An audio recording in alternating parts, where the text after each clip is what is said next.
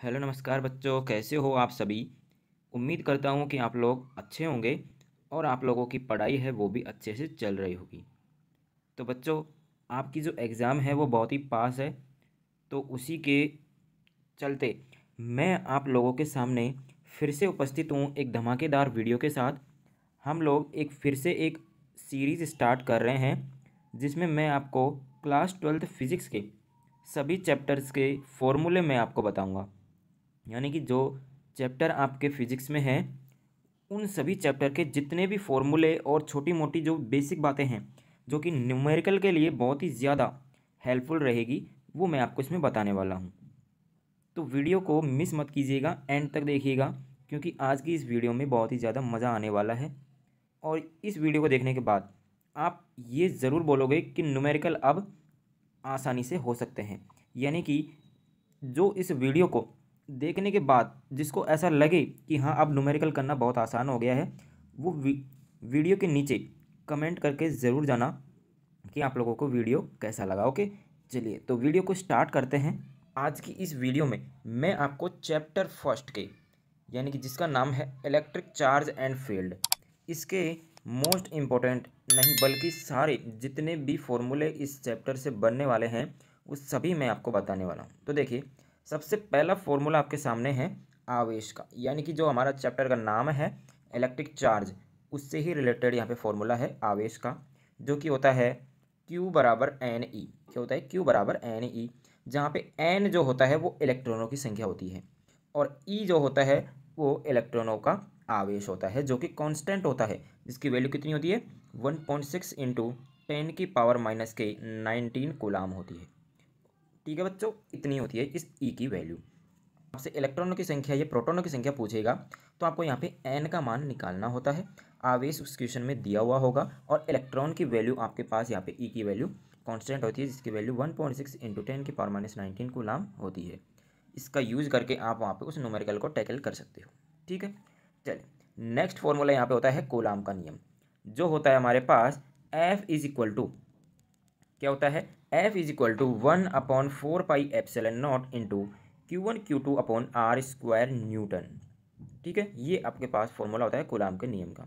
यदि माध्यम का परवैद्युतांक K हो तो यहाँ पे K से यहाँ पे ये मल्टीप्लाई हो जाता है, यानी कि यहाँ पे भाग लग जाता है। ओके, इसमें तो ये आपके पास F यानी कि जो मीडियम होता है उसके लिए हो जाता है। यहाँ पे F/FM की बात करें तो ये K निकल के आता है कांस्टेंट। ओके, चलिए नेक्स्ट यहाँ पे देखिए, यहाँ पे एक छोटा सा आपके सामने एक नोट लिखा हुआ है, इसे ध्यान से देखिए। यदि दोनों आवेशित कणों को परस्पर स्पर्श कराकर हटा लिया जाए तो उन पर आवेश की मात्रा समान हो जाती है। ध्यान रखना, ये आपके एमसीक्यू में क्वेश्चन पूछ सकता है और इससे रिलेटेड आपके सामने एक फॉर्मूला भी निकल के आता है कि आवेश अगर समान होगा तो Q1 Q2 बराबर होगा, जिसकी वैल्यू Q1 + Q2/2 हो जाएगी। ठीक है, इस तरीके के फॉर्मूले आपके सामने लिखे हुए हैं जो कि इससे रिलेटेड न्यूमेरिकल पूछता ही पूछता है। नेक्स्ट यहाँ पे बात करें विद्युत क्षेत्र की तीव्रता, very important. E vector is equal to F vector upon Q naught newton पर कूलाम। यहाँ पे याद रखिए कि यहाँ पे जो ये मात्रक है ये आपको न्यूमेरिकल करने के बाद, यानी कि जो लास्ट में जो आंसर आएगा वहाँ पे ये मात्रक ज़रूर से लिखना है, तभी आपके पूरे में से पूरे नंबर आएंगे। ठीक है, नेक्स्ट फॉर्मूला है बिंदु आवेश के कारण वैद्युत क्षेत्र की तीव्रता। तो इसका फॉर्मूला होता है ये ई बराबर KQ/R²। यहाँ पे के का मान होता है आपके सामने 1/4πε0। ओके, ये आपके सामने के का मान होता है। चलिए आगे बात करते हैं वैद्युत द्विध्रुव आघूर्ण की। वैद्युत द्विध्रुव आघूर्ण की हम बात करें तो इसका फॉर्मूला होता है P is equal to Q into 2L, और इसका मात्रक क्या होता है? कूलाम इंटू मीटर होता है। क्या होता है बच्चों? कूलाम इंटू मीटर, जहाँ 2L क्या होता है? द्विध्रुव के बीच की लंबाई होती है। यानी कि आप लोगों ने डेरिवेशन किया होगा कि ये Q1 होता है और ये Q2 होता है, इन दोनों के बीच की दूरी कितनी होती है? ये होती है आपके सामने 2L। ओके, तो इस तरीके से ये 12 यहाँ पे लिखा हुआ है। नेक्स्ट देखिए, एक समान वैद्युत क्षेत्र में वैद्युत द्विध्रुव पर बल युग्म, यानी कि बल आघूर्ण, जिसका मान कितना होता है? Tau is equal to PE sin theta newton into metre. मात्रक पर भी फोकस करके चलना। ओके, मात्रक बहुत इंपॉर्टेंट है न्यूमेरिकल के लिए। ठीक है, चलिए यहाँ पे P क्या है? वैद्युत द्विध्रुव आघूर्ण है जो कि मैंने अभी आपको यहाँ पे बताया। और ई क्या है, वैद्युत क्षेत्र की तीव्रता जो कि ये होती है, ठीक है ना। यानी कि ऊपर वाला जो फॉर्मूला था हमारे सामने ये, ओके, ये वैद्युत क्षेत्र की तीव्रता होती है ई, ओके, वही है। चलिए नेक्स्ट देखिए यहाँ पे, एक समान विद्युत क्षेत्र में विद्युत द्विध्रुव को घुमाने में किया गया कार्य जो कि कितना होता है, P E cos theta, okay, कितना होता है, पी ई कॉस थीटा होता है। यानी कि जहाँ पे अगर हम बात करें यहाँ पे थीटा वन, यानी कि यहाँ पे देखिए ये अंतर निकाला हुआ है थीटा के अंदर, ठीक है ना। यानी कि हमारे पास पूरा फॉर्मूला जो निकल के आता है वो आता है u बराबर P E cos theta joule, ठीक है ना। आपको पता है कार्य का मात्रा क्या होता है, जूल होता है, ठीक है। नेक्स्ट देखिए यहाँ पे वैद्युत द्विध्रुव के कारण वैद्युत क्षेत्र की तीव्रता। अब देखिए आप लोगों ने डेरिवेशन पढ़े होंगे, बहुत ही अच्छे टाइप के डेरिवेशन होते हैं, जिसमें फर्स्ट होता है अक्षीय या अनुदैर्घ्य स्थिति पर वैद्युत क्षेत्र की तीव्रता। तो इसका आपके पास फॉर्मूला क्या निकल के आता है, 2 kp/r³ क्या निकल के आता है, 2 kp/r³। यहाँ पे जो n/c है ना, ये क्या है, ये मात्रक है, न्यूटन पर कूलाम मात्रक है ये, ठीक है ना। तो ये आपके पास फॉर्मूला होता है, बहुत ही इंपॉर्टेंट है, इसका डेरिवेशन आता ही आता है। अगर आपको ये डेरिवेशन बहुत ही ईजी तरीके से आपको अगर समझना है तो मैंने वीडियो बनाई हुई है, प्लेलिस्ट में जाके चेक कर लीजिए, चैप्टर फर्स्ट वहाँ पे मैंने कंप्लीट कराया हुआ है, ठीक है।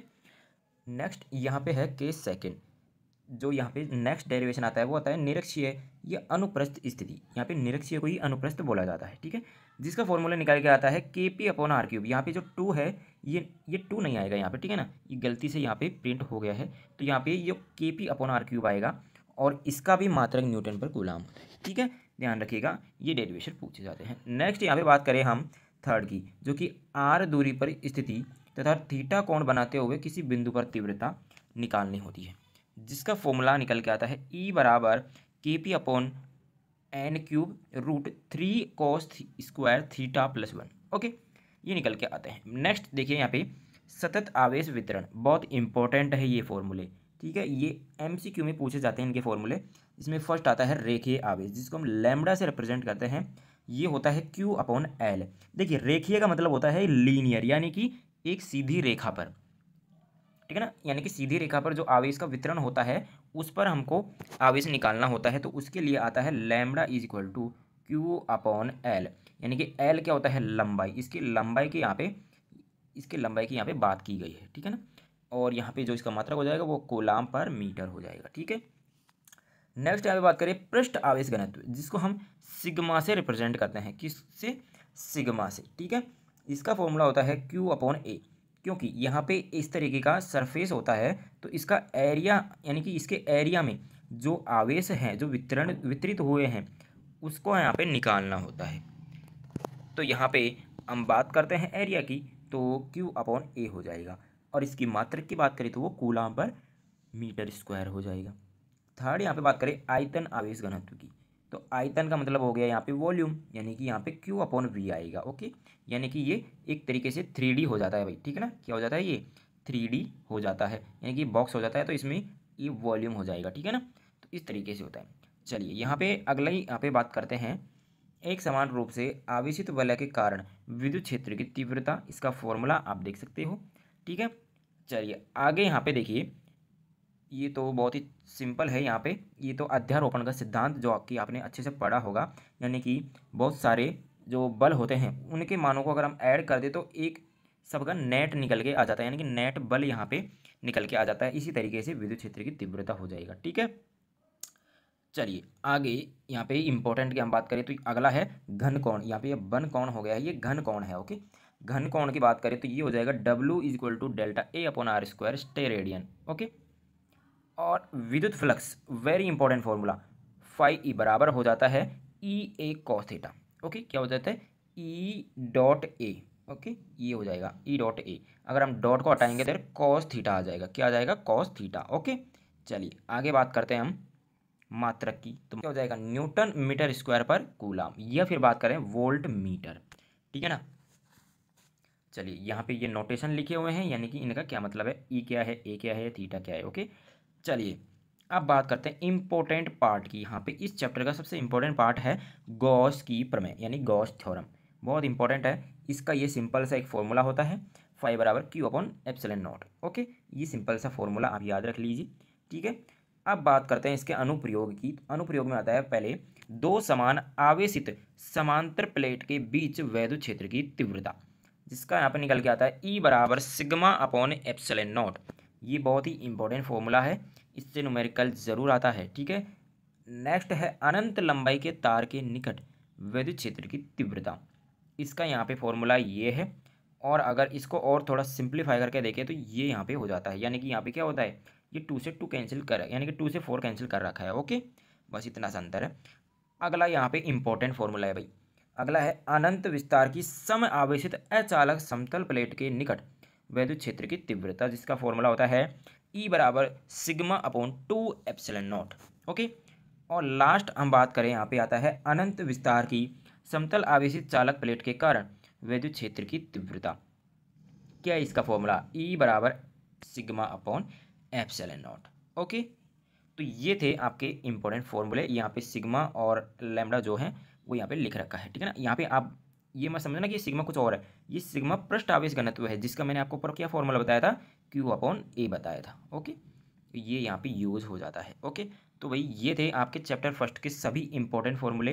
तो ये वीडियो आप लोगों को कैसा लगा कमेंट सेक्शन में ज़रूर बताना, और वीडियो लाइक करके जाना, और चैनल पर जो नए हैं जिन्होंने अभी सब्सक्राइब नहीं किया है चैनल को, वो चैनल को ज़रूर से भी सब्सक्राइब कर लेना, क्योंकि ये चैनल आपकी एग्ज़ाम तक ही नहीं बाकी एग्ज़ाम के दिनों में भी आपकी बहुत हेल्प करने वाला है। आगे इम्पोर्टेंट क्वेश्चन की सीरीज़ हम फिर से स्टार्ट करेंगे एग्ज़ाम जैसे जैसे पास आएगा। ओके, तो इस वीडियो में तो इतना ही, बाकी मिलते हैं नेक्स्ट वीडियो में चैप्टर 2 के जो इम्पोर्टेंट फॉर्मूले हैं उनके साथ। ओके, चलिए मिलते हैं नेक्स्ट वीडियो में। Thank you, bye bye.